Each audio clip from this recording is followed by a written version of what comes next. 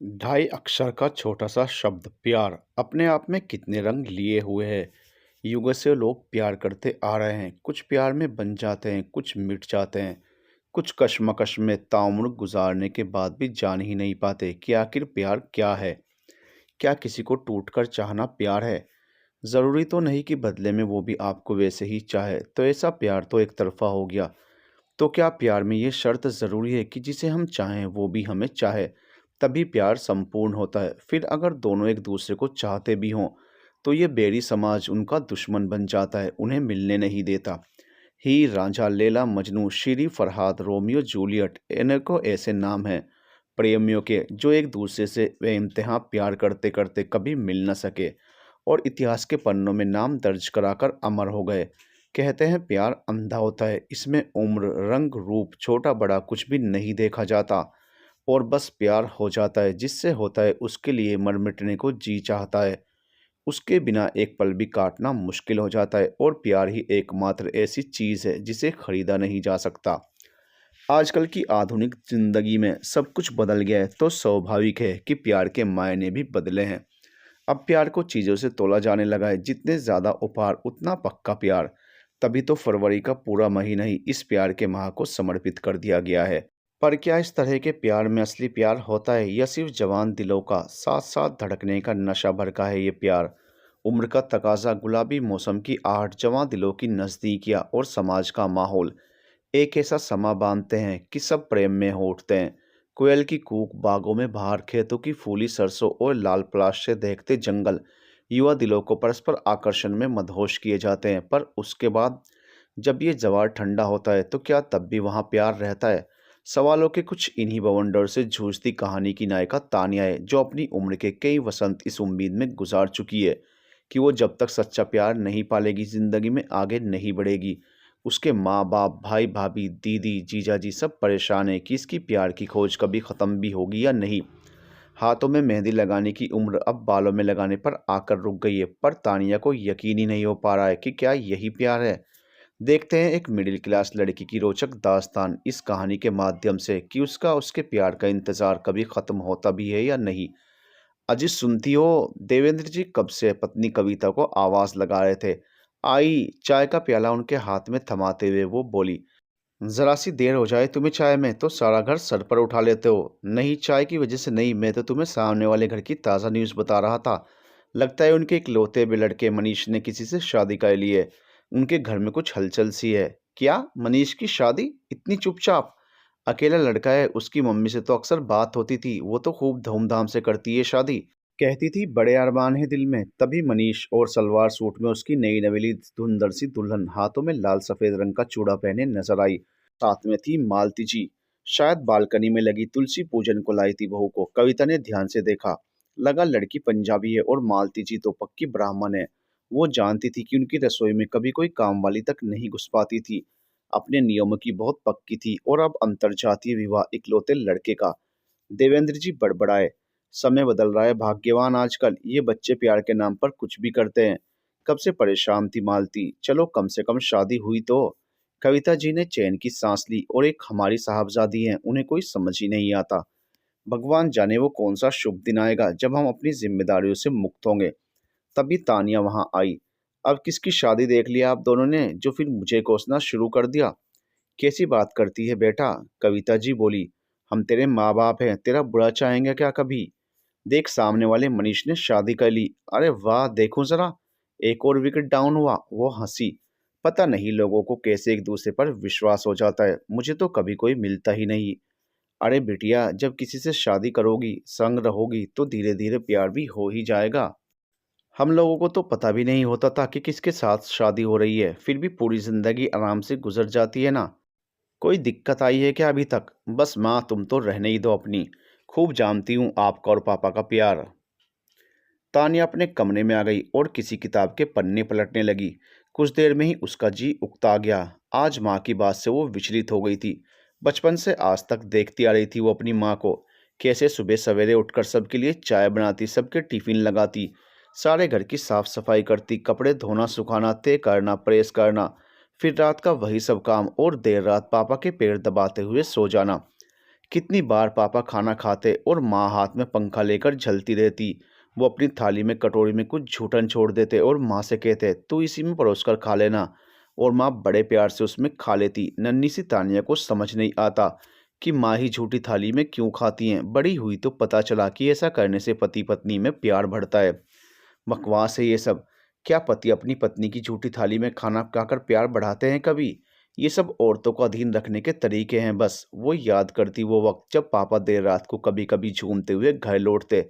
कैसे माँ उन्हें संभालती थी, उनके दिन भर के बदबूदार जूते मोजे भी खुद उतारती, उनके मुंह की दुर्गंध सहन करती और एक एक निवाला तोड़कर उन्हें खाना खिलाती और सुलाती। कभी कभी देर रात मम्मी पापा के कमरे से अजब तरह की आवाज आती और नन्ही तानिया सहम कर उठ जाती। हाथ में सोई बड़ी बहन उसे पुचकार कर सुला लेती और सुबह माँ के चेहरे पर कुछ निशान देख वो बहुत कुछ पूछना चाहती पर कभी कोई भी जवाब नहीं पाती। और ये माँ कहती है कि साथ रहने से प्यार हो जाता है। क्या यही प्यार है? अगर हाँ तो नहीं करना मुझे ऐसा प्यार। उसे नफरत होती उस प्यार से। फिर वो बड़ी होने लगी। ये संबंध तब और समझने लगी जब दीदी की शादी हुई। सुमेधा दीदी बहुत खुश थी विशाल जीजू के साथ। दोनों पूरा एक हफ्ता गोवा में बिता कर आए थे। अचानक से ही कल वाली सुमेधा दीदी आज शादी के बाद बदल गई थी। जब भी जीजू पास होते उनके अधर और गालों की लालिमा बढ़ जाती, पलकें नशीली होने लगती और हाथ पे लड़खड़ाने लगते। तानिया सोचती कि क्या इसे प्यार होना कहते हैं। जीजू भी कैसे भंवरे की तरह जीजी के पास मंडराते रहते। फिर दोनों के प्यार की निशानी संजू और मिनी आ गए उन दोनों के बीच, पर पता नहीं उनके बीच का प्यार कहीं खो गया। अक्सर जीजू को अपनी दीदी को डांटते देख वो बौखला जाती। क्या इस प्यार की उम्र इतनी छोटी होती है? अगर प्यार ऐसे ही होता है तो नहीं पड़ना मुझे प्यार व्यार के चक्कर में। कल तक विशाल जीजू कैसे सुमेधा दीदी के दीवाने हुआ करते थे। हर वक्त उनकी तारीफ के पुल बांधना, संग घूमना फिरना, रोज नए गिफ्ट्स लाकर उन्हें खुश करना, ये सब कितना पसंद था उन्हें। फिर अब अचानक क्या हो गया? क्या दीदी में अब वो आकर्षण नहीं रहा? अगर वो बूढ़ी हो रही हैं तो जीजू भी कौन से जवान हैं? ये क्या नियम है हमारे समाज में? सारे बंधन नियम क्या सिर्फ औरतों के लिए बने हैं? उसका जवान मन विद्रोही हो जाता और जब भी सुमेधा दीदी से इस बारे में कुछ कहना चाहती वो उसे चुप करा देती, ये कहकर, मेरी प्यारी गुड़िया, अभी तक किसी से प्यार नहीं किया ना तुमने, इसीलिए ऐसा बोल रही हो। जब एक बार प्यार कर लोगी फिर देखेंगे। तो प्यार के बाद ऐसा क्या हो जाता है कि औरत अपना मान सम्मान भी भूल जाती है? क्या केवल औरत के हिस्से में ही सारे समझौते होते हैं? मैंने कभी किसी आदमी को तो ऐसा करते नहीं देखा। वो सोचती रह जाती। तानिया का बड़ा भाई मनोज शुरू में बहुत शर्मिला था। हर वक्त किताबों में सिर खपाना, छोटी बहन तानिया पर नजर रखना, कहाँ जा रही है, किससे मिलती है, ये उनके प्रिय काम थे। हालांकि तानिया को उसका अपनी जासूसी करना फूटी आंख नहीं सुहाता था, पर वो क्या कर सकती थी? उसके पापा की हरी झंडी भाई के हाथ में थी और उसका कोई भी विरोध ऐसे में बेकार हो जाता। कुछ समय तक तो वो उसके संग साय की तरह रहा, लेकिन तानिया खुद ही किसी शरारत में नहीं थी। लड़कों से तो वैसे ही दूर भागती थी, इसलिए धीरे धीरे वो उसके प्रति लापरवाह होता गया। फिर वो दोनों कॉलेज में आ गए थे। मनोज उससे 2 साल सीनियर था। तानिया को महसूस हुआ कि मनोज भैया काफी बदल गए हैं यहाँ आकर। अब तो वो अक्सर लड़कियों से घिरे रहते। तानिया अक्सर सोचती, भैया हैं ही इतने हैंडसम कि बेचारी लड़कियां भी क्या करें। कहने को गेहुआ रंग था पर शरीर का गठन ऐसा जैसे जिम जाकर बॉडी बनाई हो। लंबा कदम, आत्मविश्वास से लबरेज। जब से कॉलेज आया था वो शर्मिला युवक एक कॉन्फिडेंट स्कॉलर और फुर्तीला बास्केटबॉल प्लेयर बन चुका था, जो गिटार ऐसा बजाता कि सारा कॉलेज का रॉक स्टार था, सबका चहेता और कॉलेज की पहचान। उसी दौरान उनकी जिंदगी में हेमा आई और दोनों पहली नज़र में ही अपना दिल हार गए। उन दोनों के बीच की दूरियां इतनी जल्दी मिटी कि तानिया को बड़ा अजीब लगता। यार, आप एक चप्पल भी खरीदते हो तो 10 जगह देखकर ट्राई करते हो। ब्रांड भी चेक करोगे, रंग भी देखोगे, चलेगी कितना और कीमत भी ज़रूर देखोगे। पर दोस्त बनाते, उसे लाइफ पार्टनर बनाते हुए इतनी जल्दबाजी कैसे कर सकते हो? ये बात उसके गले नहीं उतरती थी। उसने दबी जुबान ये बात घर में उठाई भी थी। पर पापा जी अब कितना बदल गए थे, इस बात पर उनका कोई रिएक्शन नहीं था। सुनकर अनसुना करना कोई उनसे सीखे। तानिया को बहुत अजीब लगा। क्या जवान बेटों के आगे इतने बेबस हो जाते हैं माँ बाप? मनोज भैया भी कैसे हर वक्त माँ के पल्लू से चिपटे रहते थे, और अब क्या हुआ जो एक लड़की, अनजान लड़की के आने से सब कुछ बदलने वाला था? दिनों में हेमा मनोज की दुल्हन बनकर उनके घर आ गई और फिर एक नया रूप देखा तानिया ने प्यार का। शुरू के कुछ महीने उनका हनीमून चलता रहा। वो बाहर घूमने जाते, ज्यादातर बाहर ही खाते पीते, घर में भी अपने कमरे में बंद ही रहते दोनों। वो तो काफी बड़ा मकान था उनका, तो कोई समस्या नहीं होती थी। पर तानिया को लगता कि आखिर कब तक? ये भी कुछ सालों में दीदी जीजू की तरह हो जाएंगे। पहले वो दोनों भी तो कितना प्यार करते थे एक दूसरे को। तानिया को ये सब प्यार व्यार एक पहेली सा लगता।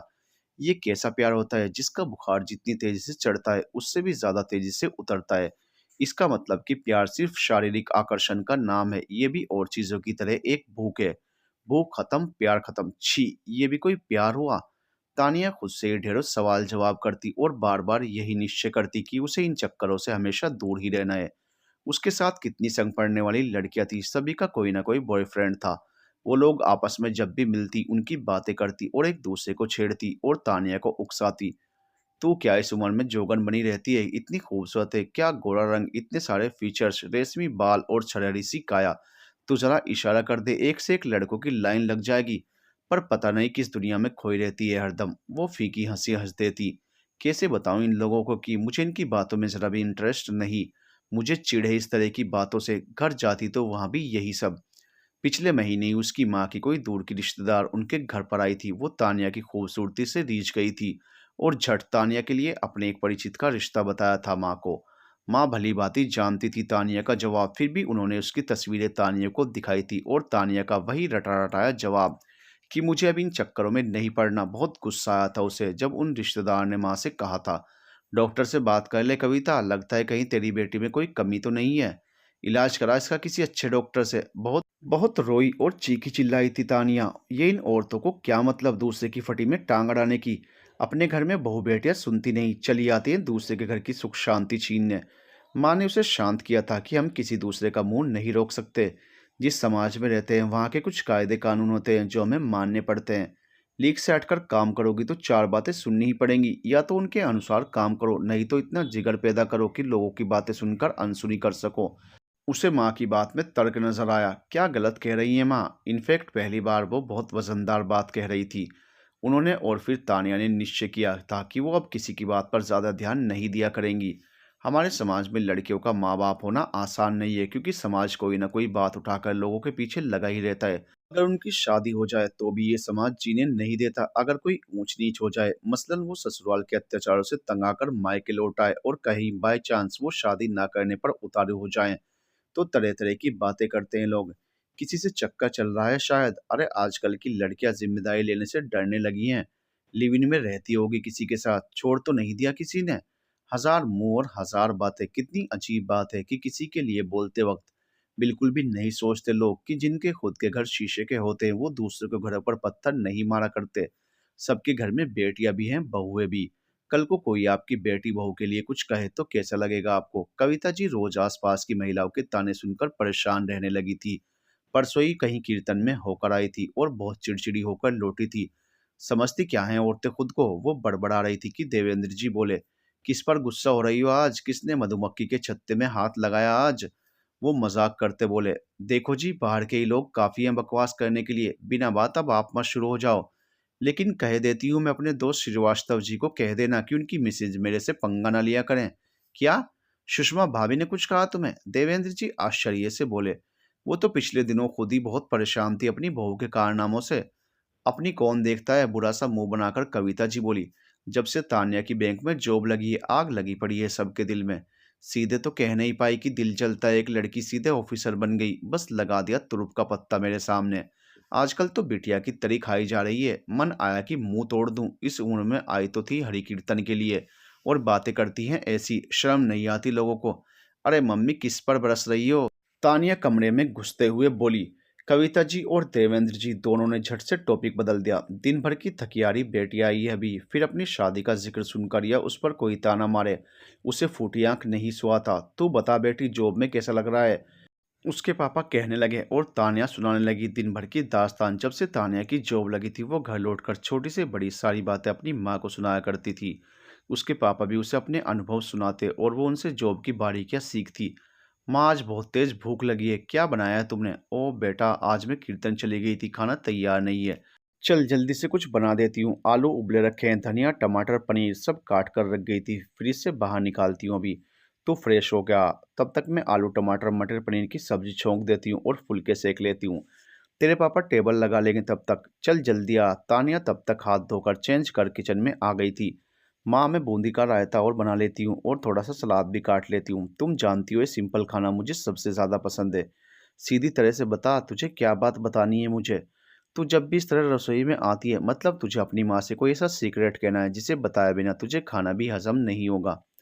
माँ, आप भी बड़ी वो हो। तानिया झेम गई। चल अब जल्दी बता, तेरे पापा आ जाएंगे फिर। माँ, दरअसल मेरे ही साथ एक दूसरे एम्प्लॉय ने भी बैंक ज्वाइन किया है। हालांकि हमारे काउंटर्स अलग अलग हैं, एक दूसरे से कम ही वास्ता पड़ता है, पर वो मेरे पास चक्कर लगाता ही रहता है, कभी किसी बहाने कभी किसी। तू पसंद आ गई होगी उसे, माँ ने छेड़ा। आप भी औरों की तरह बन गई माँ, जाओ, मैं आपसे बात नहीं करती। तानिया बच्चों की तरह बोली। क्या नाम है उसका? माँ ने पूछा। शायद मिस्टर बंसल या संगल। असल में शुरू में एक आध बार मैंने उसे नया समझकर कुछ हेल्प कर दी थी। बेचारा काफ़ी दूर से है, मेरे ख्याल से महाराष्ट्र के किसी गांव से है। यहाँ अकेला है, कहीं रहने का इंतज़ाम भी नहीं हुआ अभी तक। मुझे सहानुभूति हुई सोचकर, लेकिन भलाई का तो ज़माना ही नहीं। अब वो मेरी टेबल के चक्कर ही काटता फिरता है, कभी बैठा के पूछ लेना कि क्या चाहता है तुझसे। माँ ने सुझाव दिया। तानिया और कविता जी बड़ी अच्छी दोस्त थी, आपस में सारी बातें शेयर कर लेती थी। जवान होती लड़कियां अपनी माँ की सबसे अच्छी दोस्त होती हैं। तानिया भी अपनी माँ से कभी कुछ नहीं छिपाती थी। ऐसे ही कविता जी भी तानिया से हर बात खुलकर कर लेती थी। देवेंद्र जी अक्सर इस बात पर बौखला जाते कि दोनों माँ बेटी की खूब खिचड़ी पकती है, और अगर मैं पूछ लूँ कि क्या चल रहा है तो दोनों ही बात छिपा जाती हैं। आज भी वो आए और कहने लगे कि आप दोनों का 2 मिनट में बनने वाला खाना कब तैयार होगा?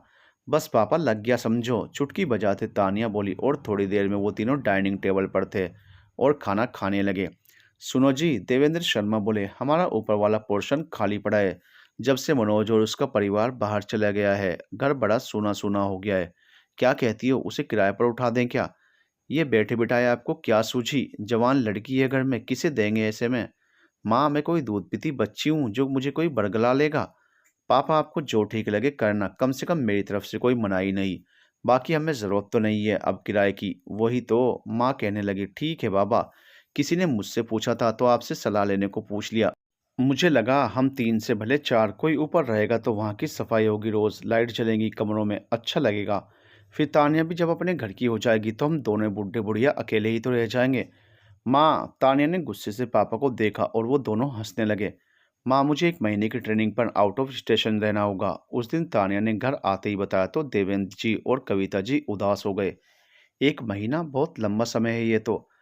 अचानक ही माँ के मुंह से निकल गया। और जब ससुराल चली जाएगी तब क्या करोगी? अभी 1 महीना ही बहुत लग रहा है, देवेंद्र जी कहने लगे। बताया ना आप दोनों को कि मैं आपको छोड़कर कहीं नहीं जाने वाली। तानिया ने दृढ़ता से कहा। तो अभी भी हम दोनों चलें तेरे साथ? बोली, नहीं माँ, मैं बैंक प्रीमिसेस में ही रुकूंगी, वहाँ दूसरे एम्प्लॉय भी होंगे, आप लोग सारा सारा दिन बोर हो जाओगे। चल तो फ्रेश होकर आ जल्दी से, फिर खाना खाते हैं, माँ ने कहा तो तानिया वॉशरूम में घुस गई। देवेंद्र जी होले से पत्नी के कान में फुसफुसा कर बोले, तभी तो कहता हूँ कि किराएदार रख लो, अभी चुप रहो, देखते हैं बाद में। कविता जी घबरा गई कि तानिया सुन लेगी तो लंबा लेक्चर देने बैठ जाएगी। क्यों? उसने उस दिन कहा तो था कि मुझे कोई फर्क नहीं पड़ता, फिर हम इतना क्यों सोच रहे हैं? मैं मिस्टर शर्मा से बात करूंगा, वो बता रहे थे किसी के बारे में। ठीक है बाबा, अभी तो चुप रहो। कविता जी बोली। क्यों चुप करा रही हो माँ पापा को? तानिया आते हुए बोली। देख ले बेटा, कैसी बेकदरी है तेरे बूढ़े बाप की इस घर में। देवेंद्र जी मासूम सा मुंह बनाते हुए बोले। तानिया खिलखिला दी। मेरे पापा को ज्यादा परेशान मत क्या करो आप माँ, वो कहने लगी। कविता जी हंसी। हाँ, तुम दोनों बिल्कुल इमरती जैसे सीधे हो, बस एक मैं टेढ़ी हूँ इस घर में। खाना खाने के बाद देवेंद्र जी ने तानिया से किराएदार की बात छेड़ दी। आज वो काफी अच्छे मूड में दिख रही थी। पापा देख लें, एक तो नौकरी वाला हो, कोई और ज्यादा बड़ी फैमिली ना हो, मतलब छोटे बच्चों का शोर वगैरह ना हो तो अच्छा है, ठीक है ना माँ? बाकी आप लोग जैसा ठीक समझें। देवेंद्र जी खुश हो गए। कितनी समझदार है मेरी बिटिया, बिल्कुल मुझ पर गई है। तो विवाह के लिए क्यों नहीं मना लेते इसे? माँ ने धीरे से कहा, पर तानिया ने सुन लिया। वो चिढ़कर बोली, कभी कुछ और भी सोच लिया करो माँ, सारे जमाने की फिक्र छोड़कर बस आपको मेरी शादी की चिंता रहती है। तानिया तुनक गई। चल चल, तू अपनी पैकिंग कर, कल ही निकलना है ना तुझे, पापा बोले तो तानिया झट अपने कमरे की ओर चल दी। तानिया चली गई थी और उन दोनों को घर का सन्नाटा काट खाने को दौड़ रहा था। ऐसा नहीं था कि तानिया सारा दिन घर में ही रहती हो, पर सुबह जाकर शाम को तो आती ही थी, और दोनों माँ बाप उस समय के इंतजार में पूरा दिन आसानी से काट लेते थे। पर अब उन्हें बिल्कुल अच्छा नहीं लग रहा था। ऐसे में कोई अचानक घर आ जाए तो कितना अच्छा लगता है। वही उस दिन हुआ। जब घंटी बजी तो देवेंद्र जी जल्दी से दरवाजा खोलने उठे। उठते हुए वो एक कुर्सी से टकरा गए। संभल के, कविता जी चीखती सी बोली। क्या हो गया था? ऐसे भागे जैसे किसी का इंतजार कर रहे हो, कोई आना है क्या? तब तक देवेंद्र जी दरवाज़ा खोल चुके थे। पड़ोस वाले मिस्टर शर्मा जी के साथ एक युवक था। आइए आइए, बड़ी गर्मजोशी से उसका स्वागत करते हुए देवेंद्र जी बोले। कविता जी देख रही थी कि एक सुंदर सा लंबा आकर्षक व्यक्तित्व का धनी युवक शर्मा जी के साथ अंदर घुसा। उसने उन दोनों के पैर छुए, उनका दिल बाग बाग हो उठा। रूपवान ही नहीं, संस्कारी भी है। जुग जुग जियो बेटा, वो आशीर्वाद देते हुए बोली और निगाह बढ़कर उसे देखने लगी। काश कोई ऐसा सलोने रूप वाला व्यक्ति ही मेरा छोटा दामाद बन जाए तो कितना अच्छा हो। उनके मन में उसे देखते ही ख्याल आया, कहाँ खो गई मनोज की माँ, रास्ता छोड़ो। देवेंद्र जी बोले तो वो हड़बड़ाकर एक तरफ हो गई। सॉरी बेटा। नमस्कार भाई साहब। शर्मा जी को देखते हुए वो बोली, कैसे आना हुआ? बस यूं ही मिलने चलाया। फिर ये मेरे मित्र के परिचय थे, अभी नौकरी ज्वाइन की है यहाँ। इसे कमरे की तलाश थी, मैंने सोचा आपके ऊपर का पोर्शन खाली है, पहले आपसे ही पूछ लूं। कविता जी मुस्कुराई। जैसे छोटे बच्चे को मनपसंद खिलौना मिलकर खुशी होती है, वैसे ही वो उछल पड़ी। क्या सचमुच ये सलोना सा युवक हमारे घर में रह सकता है? अचानक तान्या का ध्यान आते ही उनके चेहरे की रंगत उतर गई। वो नकचड़ी कहाँ मानेगी, 10 बहाने बना देगी इसे ना रखने को लेकर। बिना बात मैं क्यों अपना भेजा खराब करूं? जो इन बाप बेटी को सही लगेगा होना वही है। तभी देवेंद्र जी उससे बात करने लगे। कविता जी को उन्होंने चाय बनाने को कहकर अंदर भेज दिया। जब वो चाय लेकर आई तो वो तीनों खूब ठहाका लगा रहे थे। जाओ मिठाई लाओ मनोज की माँ, अब से ये हमारे नए किराएदार हैं। विराज नाम है इसका। बड़ा भला स्वभाव है इसका, बेचारा घर बार से दूर इस महानगर में घर ढूंढ रहा है। कविता जी को विश्वास नहीं हुआ। आज तो भगवान से जो मांगती मिल ही जाता। वो खुश हुई। चलो जल्दी चाय पी लो, फिर ऊपर जाकर इनको इनका पोर्शन दिखाता हूँ। देवेंद्र जी भी खुश और रिलैक्स दिख रहे थे। कौन कौन है तुम्हारे घर में बेटा? कविता जी ने पूछा। जी माँ पिताजी हैं, एक छोटा भाई है जो वही गांव में पढ़ता है। और तुम्हारी पत्नी? वो डरते हुए बोली। जी अभी अविवाहित हूँ। वो शर्माते हुए बोला। अरे वाह, वो बोल पड़ी। जी। उसने आश्चर्य से उन्हें देखा। शर्मा जी भी भौचक्के रह गए। ये भाभी जी को क्या हुआ? सिर्फ देवेंद्र जी मन ही मन मुस्कुरा रहे थे। ये मेरी धर्मपत्नी भी निराली ही हैं। मन ही मन कितना कुछ बोल लेती हैं किसी भी अच्छे लड़के को देखकर। कविता जी ने बात संभाली। दरअसल आजकल बच्चे बंधनों में नहीं रहना चाहते, तो शादी जैसे बंधन से जितने दिन दूर रह सके अच्छा है।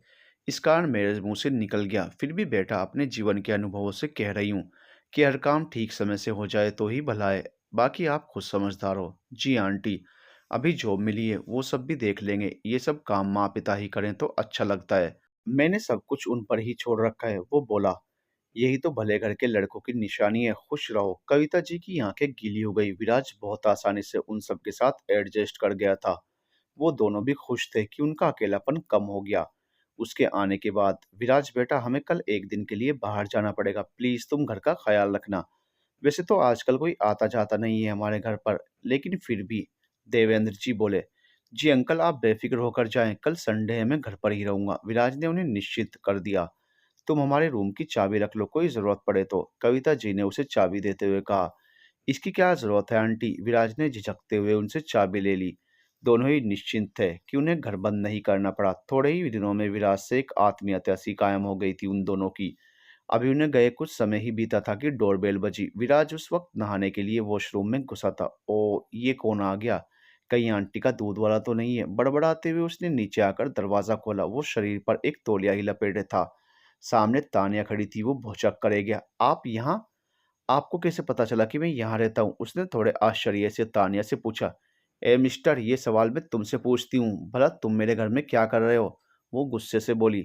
आपके घर में? वाह वाह, उल्टा चोर कोतवाल को डांटे। ये मेरा घर है, मैंने रेंट पर लिया है, वो कहने लगा। ओ आई सी, तो तुम हो वो किराएदार जिसका जिक्र पापा कर रहे थे।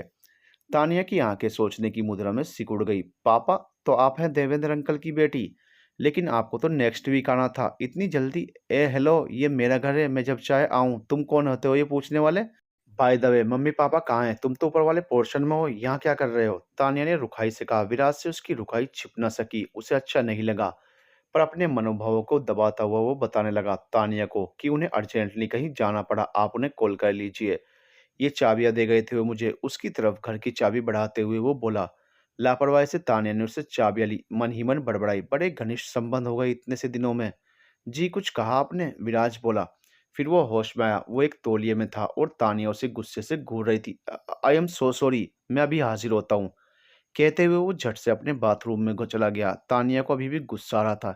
ये माँ पापा मेरे आने का इंतजार नहीं कर सकते थे क्या? इतनी भी क्या जल्दी थी इन्हें किराएदार रखने की? उसे बहुत बेचैनी थी उन दोनों से मिलने की। अचानक पहुंचकर उन्हें सरप्राइज़ देना चाहती थी और खुद ही सरप्राइज़ हो गई थी। इस विरासत से तो वैसे ही मेरा 36 का आंकड़ा था, यही बचा था किराएदार सारी दुनिया में।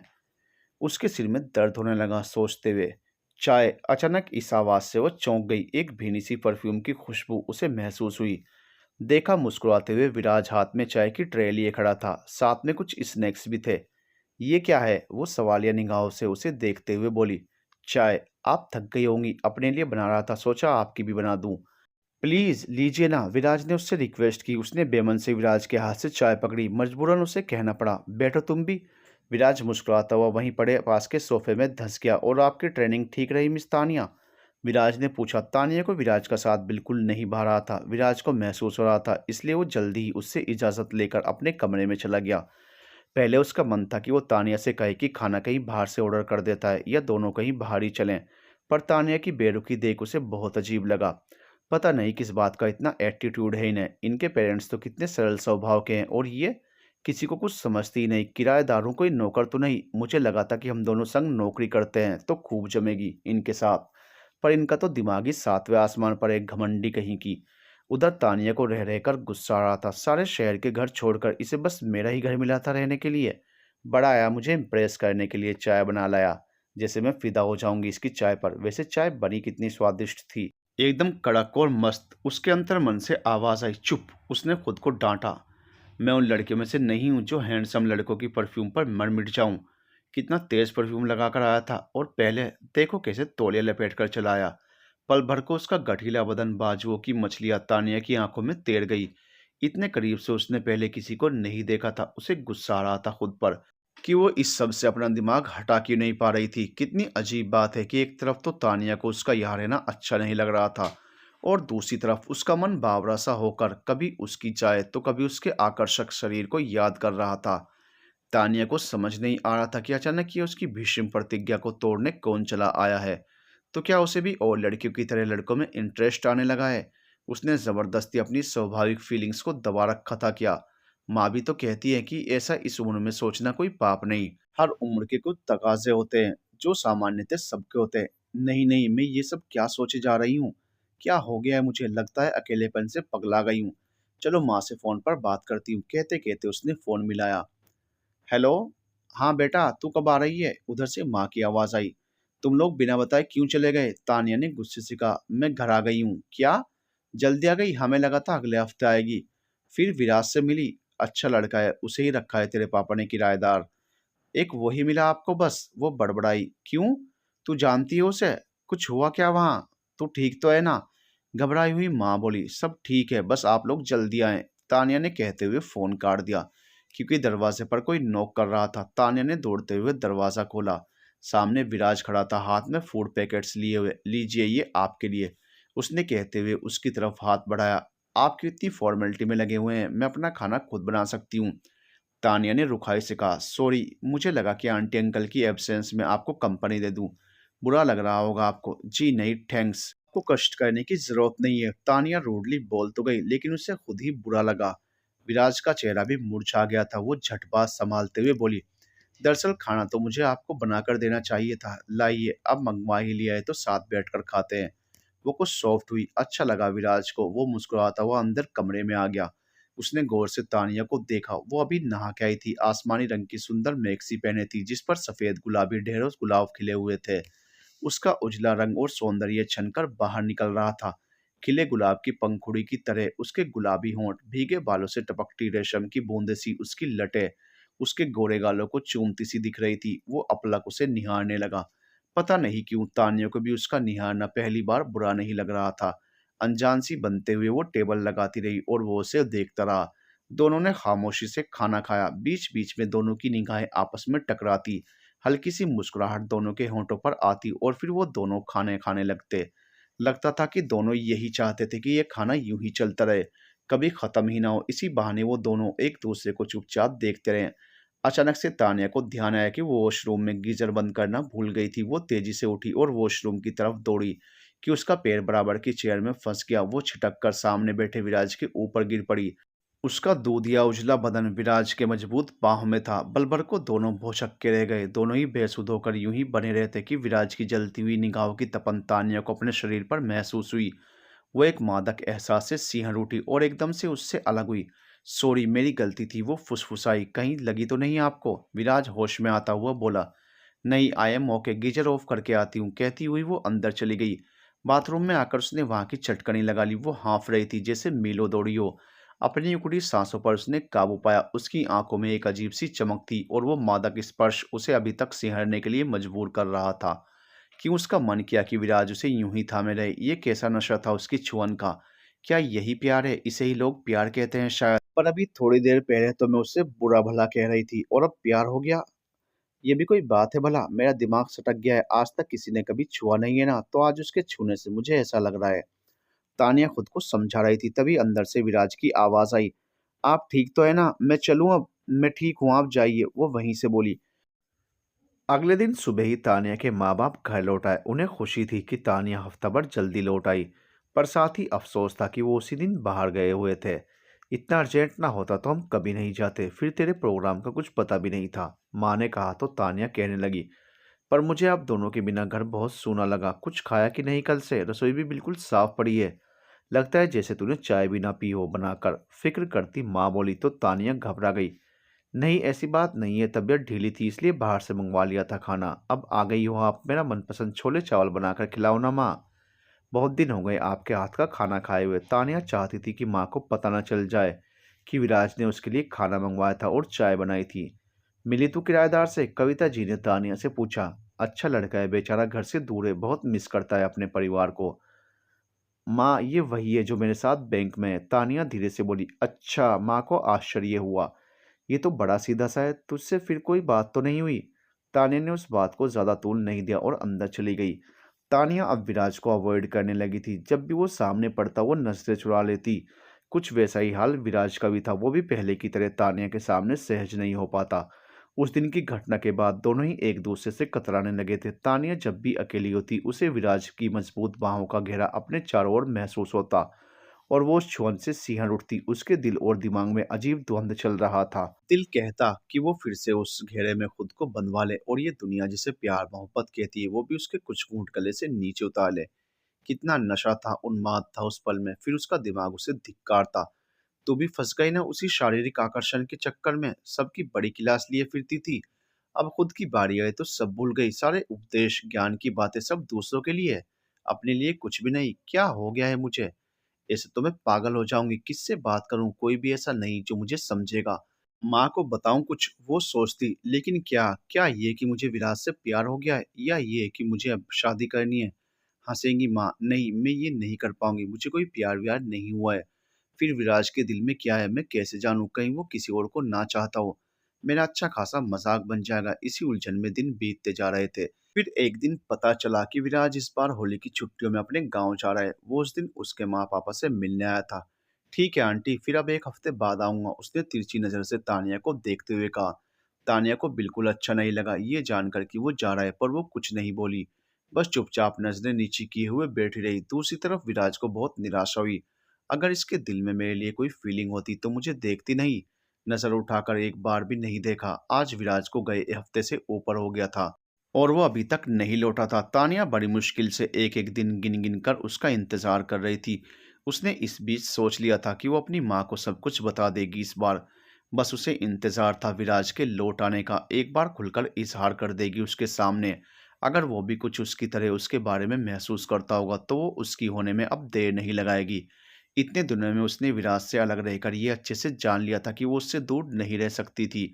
उसे समझ आ गया था कि जब किसी से प्यार हो जाए तो उससे पल भर की भी दूरी कितनी पीड़ादायक होती है। वो इस बीच मन ही मन खुद को तैयार करती कि माँ पापा से उसे क्या कहना है और कैसे कहना है। उसे लगता कि वो दोनों तो बहुत खुश होंगे जब उसके निर्णय के बारे में जानेंगे। कि तो सारी फिक्र ही अब उसकी शादी ना होना थी। उसके बाद तो निश्चिंतता से वो तीर्थ यात्रा पर चले जाएंगे। अभी कल ही तो माँ उससे पूछ रही थी, और क्या सोचा है तूने अपनी शादी के बारे में? वहां गई थी, कोई पसंद नहीं आया तुझे? कैसी बात करती हो माँ? वहां मैं काम से गई थी, अपने लिए लड़का पसंद करने नहीं। वो झुंझला जाती। तो यहीं कोई पसंद कर ले, कविता जी हंस हंस के कहती। माँ, लड़के दुकान पर नहीं मिलते जो खरीद लाऊं? कहा ना जब कोई पसंद आएगा तो बता दूंगी। उसे लगता कि माँ को आखिर क्या बताऊं विराज के बारे में, अभी उसके दिल की बात भी तो मैं नहीं जानती। अगर वो मुझ में इंटरेस्टेड ही ना हुआ तो। कुछ दिन ऐसे ही निकल गए। एक दिन पोस्टमैन एक पत्र देकर गया। देवेंद्र जी ने देखा तो खुशी से उछल गए। अजी सुनती हो, अपने विराज की शादी का कार्ड आया है, वो चहकते हुए बोले। तान्या किचन में चाय बना रही थी। जैसे ही उसने ये सुना उसके हाथ से दूध का भगोना जमीन पर गिर गया। क्या हुआ? कविता जी दौड़ती हुई किचन में आई। देखा तान्या का चेहरा धुले कपड़े की तरह सफेद पड़ रहा था और वो साक्षात गम की मूरत लग रही थी। क्या हुआ बेटी, तेरी तबीयत तो ठीक है? वो घबराई हुई बोली। कुछ नहीं माँ, अचानक चक्कर आ गए, वो कमजोर आवाज में बोली। चल अंदर चलकर आराम कर ले, अपने विराज की शादी है, देखती हूँ कब की है, किससे कर रहा है, हमें भी तो चलना है। अभी तक धैर्य रखे हुए तानिया अचानक फूट फूट कर रो पड़ी और माँ के गले लग गई। क्या हुआ बिट्टो रानी, तू इतनी उदास क्यों है? तुझे तो विराज पसंद नहीं था, अब उसकी शादी हो रही है, वो शायद अपना ट्रांसफर भी करा लेगा यहाँ से। हमारी मुसीबत तो टली। तानिया की हिचकियां बन गई। वो हकलाती हुई बोली। माँ, ऐसा नहीं है, पता नहीं कब मुझे उस विराज से प्यार हो गया और अब देखो ना उसकी शादी हो रही है तो मुझे इतनी चोट लग रही है। तब तक देवेंद्र जी विराज की शादी का कार्ड खोल चुके थे। उन्होंने वो कार्ड तानिया के हाथों में थमा दिया। जरा पढ़कर सुनाओ तानिया, मेरा चश्मा कहीं मिल नहीं रहा। बेमन से तानिया ने पढ़ना शुरू किया। चिरंजीवी विराज का विवाह आयुष्मती तानिया से। क्या निर्मोही मेरे ही नाम की लड़की मिली उसे?